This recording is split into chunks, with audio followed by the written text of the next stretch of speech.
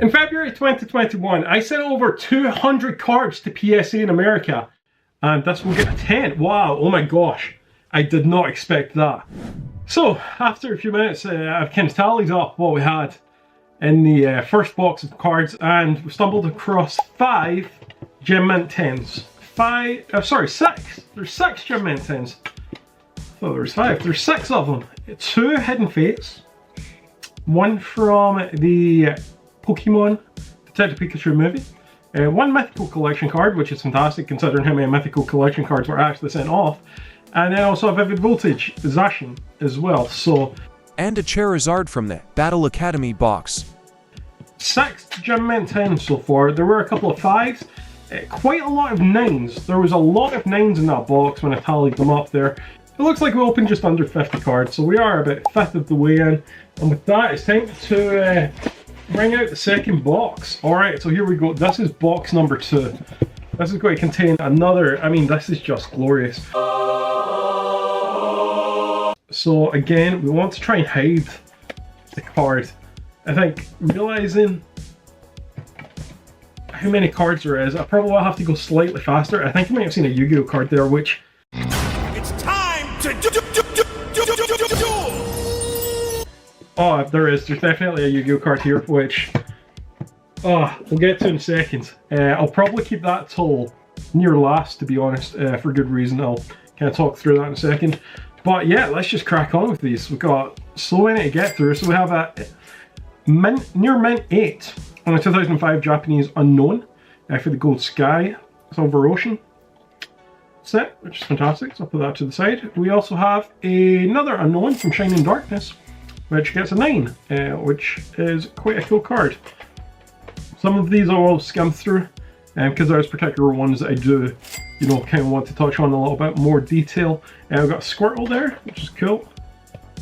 A 9 on that. An 8 on this Charmander, 1996 Japanese Charmander. That's a nice little card there. This one, a 6. Yeah, I think as I went to lift that up there, I can totally understand that. There is quite a little bit of whitening and things like that going on there. Yeah, some dots sort of splattered around it, so I totally get that. We've got 5. Oh. Okay. Yeah, again, okay. I'd say that's pretty fair. I think there's a lot going on here in terms of corners, whitening, stuff like that. It's not ideal by any stretch of the imagination. It meant 9 on this Rocket Gang Strikes Back 2004.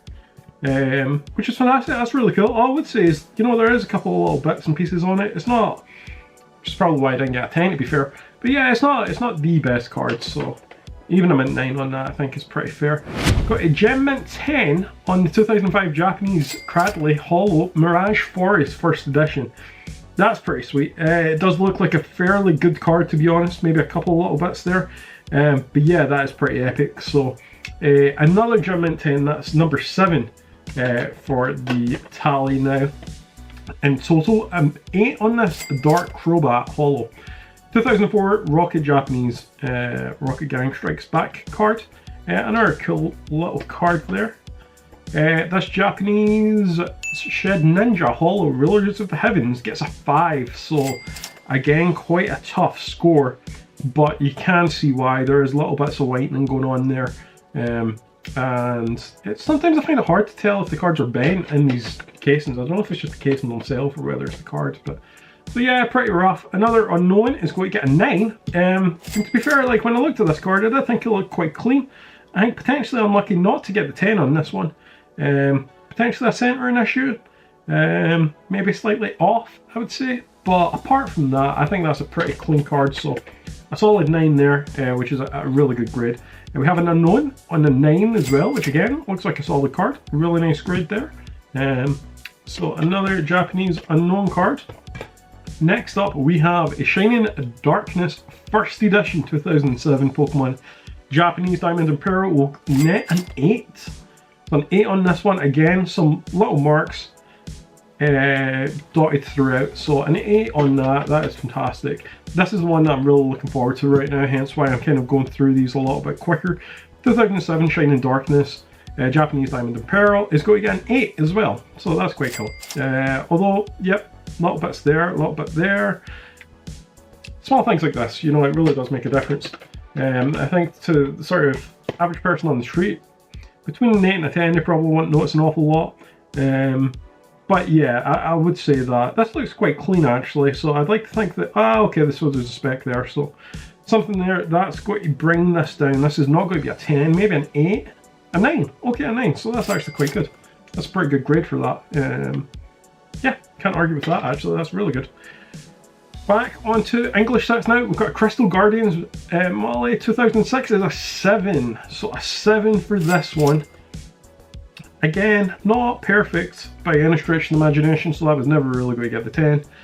But a 7 is a solid grade actually, especially for a 2006 card. You know, it's a lot bit of an age to it, so that was a good grade there. 2015 Magnezone, sorry, is going to net a 5. Oh, that's rough. What? That is rough indeed.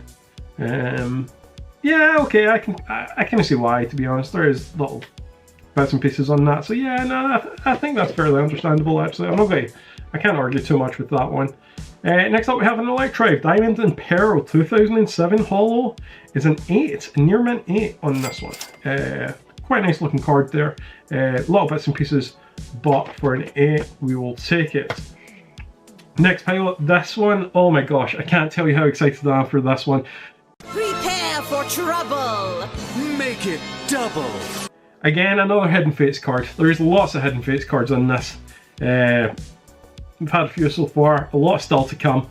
This is a near mint 8. Near mint 8. And to be totally honest with you, I'm not seeing an awful lot wrong with this one, so this does surprise me. Is it a border and centering issue? I'm not so sure.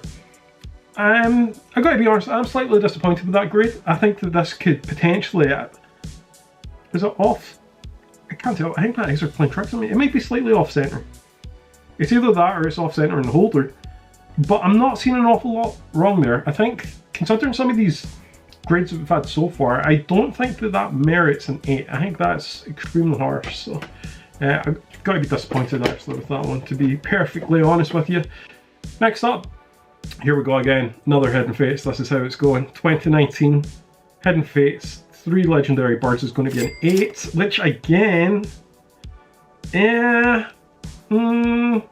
not too happy with that. I'm not too happy with that, to be honest. Some of these, and this is what I was kind of expecting, was inconsistencies. You know, you got to remember that these cards weren't graded yesterday. These were 2021 sent away. So we're talking pandemic, boom, hundreds of thousands of cards coming in. Some are going to slip through the net, and I think we've seen some of that today. If cards getting a grade that they don't really deserve, to be honest, and I think that's kind of benefited me. But in other instances, I think there's ones like this, where this is an 8, and I'm looking at it, and I just don't see it. Personally, there could be something I'm missing. If there is, please let me know, but I just don't see it. Is that a spec? No, it's not. Yeah, I think that's harsh. I think that's very, very harsh on that one there. Here we go. 2020 Vivid Voltage Cosmo Holo.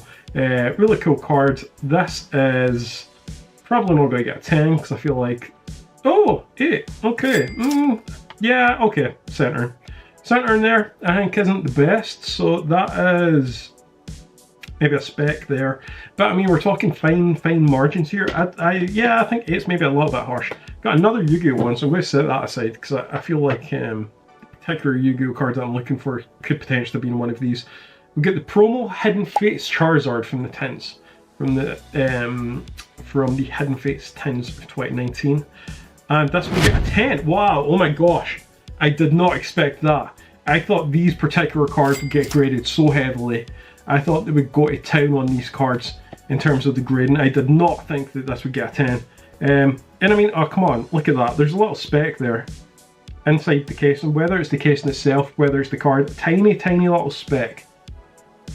And that's a 10. I mean, again, happy for me. Inconsistencies sort of shown through, but that's fantastic. Hidden Fates card, Gem Mint 10. I'm thrilled about that one. That's fantastic. Now we got Mewtwo 2015 Breakthrough EX card is going to get us a Mint 9, so that's actually really good. That's a great grade for this 2015 card. Again, a card that I would have had in a folder for a number of years. You know, this is almost 10 years old now, this card. And yeah, for someone that, you know, at this point in 2015 would have had no ideas about PSA grading or, you know, looking after cards, to come back and get a 9 on this one, I'm super thrilled with that, actually. I think that's a fantastic grade for that card. We have a 2006 Space Time Creation Japanese Diamond and Pearl Lucario. Is going to a 9, so that's a fantastic grade. Very, very good. Again, a couple of little specs here, so we can kind of see what's going on there. But all in all, yeah, super thrilled with that one, actually. I think that's a fantastic grade. That's strong card there. And next we have a 2009 Pokemon Platinum Bastodon Rising Rivals. This is going to get a near mint 8. So a near mint 8 for this one. Again, little specs in the corner. It is really the same sort of things that we're looking out for here. Near mint 8, again, I mean, I think this is a worse card than the Jesse and James card. I think the Jesse and James card was a lot cleaner than this. And this has got an 8 as well, same grade as it. So, again, a little bit of inconsistency starting to show through here. So, hopefully it's not the sign of things to come. Alright, here we go on to the next ones. We have Torterra 2007 Diamond and Pearl is going to net a 9, so that's a fantastic grade. Very, very good grade. Again, a couple of specs in the corners. Is what's probably downgraded this one. Okay, so this is going to be a Japanese Mew card. Yes, it is 2000. Or promo card. I said Japanese, it's not Japanese. And it's a 6. Oh, that's brittle. Damn! Brittle! Wow. Okay. I don't know what they've seen on this one. I assume it's something to do with the picture that they're not happy with. Either that, or the dude's just had a bad day and decided to take it out on this poor Mew Pro. I do find cards like these are going to be hard to get a 10 in because they're hugely popular.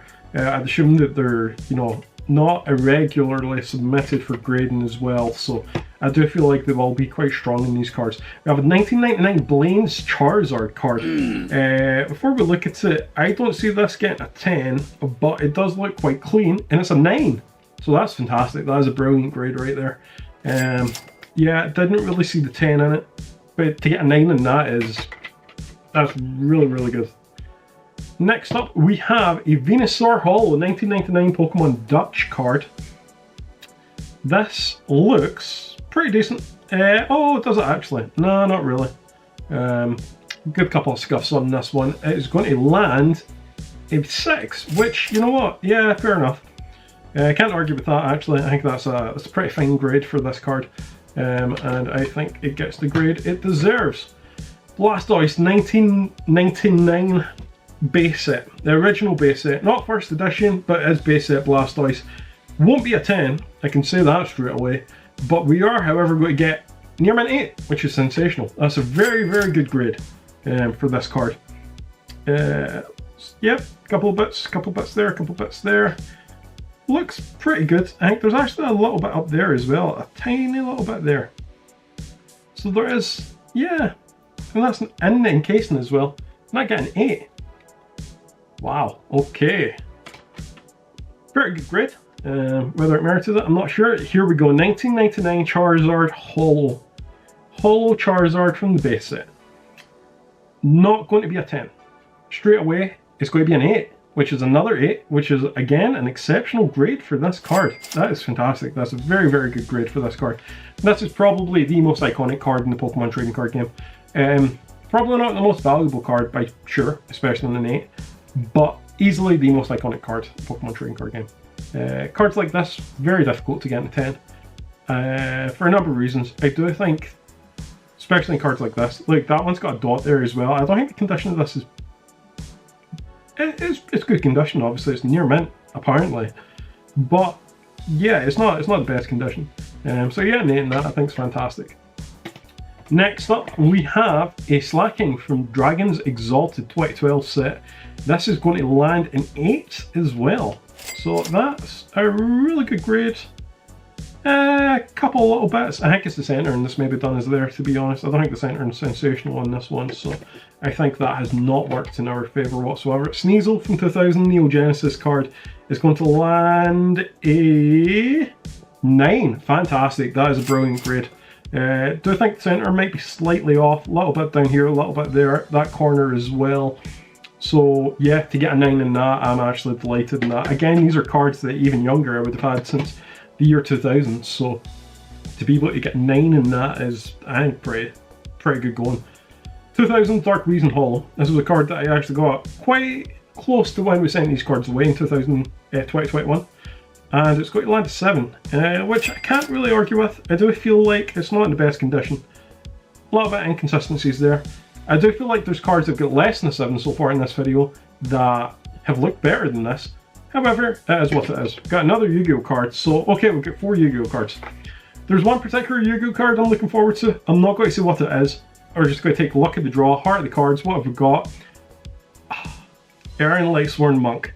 So these particular cards I used a lot in tournaments when I was about 13, 14, even 15 years old. 2008, so 2008 it was. And I absolutely love these cards. I get such good fun using them. I've used them every week in tournaments. I don't expect these to be great grades, but I did kind of want to case them. That way I thought it would help protect them and sort of seal them for the future. It's going to come out as a 9, which is insane. That is absolutely insane. I cannot tell you how many times I've used this in tournaments, whether it be regional tournaments, local tournaments, between 2008 and I don't even know how long. For like a good 2 or 3 years, I was using this every single weekend. And for that to come back in 9 is just exceptional. Like, I'm super, super thrilled with that. I can't quite believe that, to be honest. That is amazing. Yeah, I don't really know what I'm looking for in Yu-Gi-Oh cards for grading. In terms of Pokemon, I've got a rough idea. This is another one. Again, it was a Lightsworn deck, so we've got a Judgment Dragon. This was the exact same thing. Used it in the same deck. Week in, week out. This, you know, I love this card. And it's going to come back in 8 as well, which is great. Again, I can't complain about the grades of these cards because they were just so good to me. And I got, you know, I had a lot of good memories of using them in a deck. So for me, that's exceptional. Jinzo, here we go. So Gold Series 1 is probably one of my favourite Yu-Gi-Oh sets from 2008. Jinzo, if you're not familiar with Yu-Gi-Oh, is just an absolute monster. It totally shuts down trap cards in Yu-Gi-Oh, which are a big part of Yu-Gi-Oh. It's going to come back at 5, which again, look, it's a card that I used every week, so I can't complain too much. The corners have maybe done it a little bit. I do think that's quite harsh, to be honest, considering what we've seen so far, but at the same time, as what it is, I'm quite happy to have a, you know, a good sort of protection. We've got another one, however, so we've got a second Jinzo. This one, I don't see too much difference, so it's probably going to be a similar grade, but it's an 8. Wow, so that is a big difference here. Big, big, big, big, big difference. An 8 to a 5 to an 8. You know what? Not seen much in it. Not seen much in it. Unless there is like a little bit of stuff going on there. I don't know what they've seen. I can't really say what they've seen there, but that's, yeah, for me, that's a bit bizarre. Not what I was expecting. So in all of that, that was box 2. You know, we did get the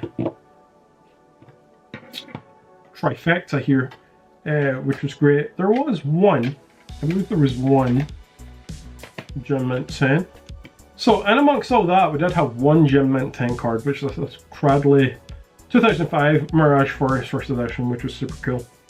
And the Hidden Fates Charizard promo PSA 10. Box 2 was pretty rough. Some rough cards in there. Not sensational grids, but at the same time, yeah, I think we're doing pretty well here. Got to remember, these are cards that some have been quite old. You know, I mean, we've got 1999 cards here. 1999 Blastoise, that's a pretty old card. So you come back in 8 after all these years, over 25 years now, is sensational. Absolutely sensational. And that draws a close to box 2.